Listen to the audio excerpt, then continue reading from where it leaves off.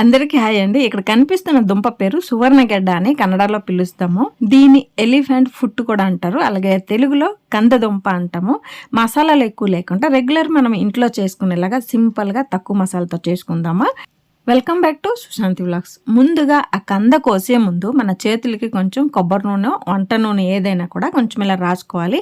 ఎందుకు అంటారా, కొంచెం నుసేస్తుందండి. అంటే సారి కింద అంత నుసి ఉండదు, లైట్గా ఉంటుంది. సో మనం నూనె రాసుకున్నామంటే ఆ ప్రాబ్లం లేకుండా క్లియర్ అయిపోతుంది.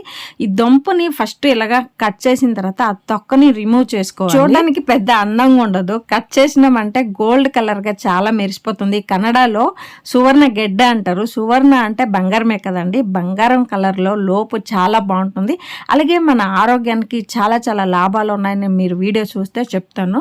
అలాగే ఇలా కట్ చేసిన తర్వాత 2 సార్లు కడగాలండి. ఎందుకంటే మన్ను అంశం ఎక్కువ ఉంటుంది, మన్నులోనే ఉంటుంది కాబట్టి మన్ను ఉంటుంది. 2 సార్లు బాగా కడగాలి. ఇప్పుడు స్టవ్ ఆన్ చేసి కుక్కర్ పెట్టి జుడుగులు మనం అరకప్పు తీసుకున్నాం కదా, మీరు జుడుగులు బదులు కొమ్ము శనగలు, పెసలు, బఠానీ ఏది వేసుకున్నా చాలా టేస్టీగా ఉంటుంది. ఇలా జుడుగులు ఫ్రై అయిన తర్వాత ఒకసారి కడగాలి. ఎందుకంటే కెమికల్ పౌడర్ వేసి ఉంటారు కదా, కడగాలి. తర్వాత ఆ కుక్కర్ ఒకసారి కడిగిన తర్వాత ఆ కుక్కర్లో 3 టేబుల్ స్పూన్ ఆయిల్ వేసి ఆవాలు, జీలకర్ర, శనగపప్పు, మినపప్పు పావు టేబుల్ స్పూన్ వేసుకొని మీడియం సైజు ఉల్లిపాయలు సన్నంగా చాప్ చేసుకుని వేసుకోవాలి. అలాగే 2 కరివేపాకు రెబ్బలు, ఒక 3 నుండి 4 పచ్చిమిరపకాయలు వేసి మీడియం ఫ్లేమ్లో దూరం ఫ్రై చేసుకోవాలి. తర్వాత అల్లం తెల్లుల్లి పేస్ట్ 1 టేబుల్ స్పూన్ వేసుకొని ఫ్రై చేసుకోవాలి. మనం రెస్టారెంట్, క్యాటరింగ్ ఆ స్టైల్ అంతా వదిలేసి రెగ్యులర్ మనం ఇంట్లో ఎలాగో వండుకుంటామో ఆ స్టైల్ ఈరోజు వంట చేస్తున్నాను. ఇదే చూసుకొని మీరు కూడా చేసుకోండి. అల్లం తెల్లుల్లి పచ్చి స్మెల్ వెళ్ళిన తర్వాత ఇందులో మనం కట్ చేసిన సువర్ణగడ్డ ముక్కలు, తర్వాత జుడుగులు కడిగిసి పెట్టాం కదా, జుడుగులు కూడా వేసుకొని పావు టేబుల్ స్పూన్ పసుపు, 2 టేబుల్ స్పూన్ కారం. డోంట్ ఫీల్ బ్యాడ్, కారం కొంచెం ఎక్కువ తింటాం కాబట్టి ఎక్కువ వేసుకున్నాను. ఓకేనా. 1 టేబుల్ స్పూన్ కల్లుప్పు వేసుకుని లో ఫ్లేమ్కి టర్న్ చేసుకుని బాగా కలుపుకోవాలి. కలిపిన తర్వాత మూత పెట్టి ఒక 5 నిమిషాలు ఫ్రై అవ్వడానికి వదలాలి. ఓకేనా. ఇలాగ ఒక 5 నిమిషాలు ఫ్రై అయిన తర్వాత ఒకసారి కలిపేసి ఇందులో మనం ఒక 200 గ్రామ్స్ టమాటాలు కట్ చేసి పెట్టుకున్నాము. అంటే మీడియం సైజ్ టమాటాలు ఒక 4 వేసుకుంటే చాలండి. ఇందులో వేసుకుని టమాటో ముక్కలంతా కలిసేలా ఒకసారి బాగా కలిపి మళ్ళీ మూత పెట్టి 2 నిమిషాలు మీడియం ఫ్లేమ్లో పెట్టామంటే టమాటాలు మెల్ట్ అయిపోతే మనకి ఆ కర్రీ అనేది టేస్ట్ బాగుంటుంది.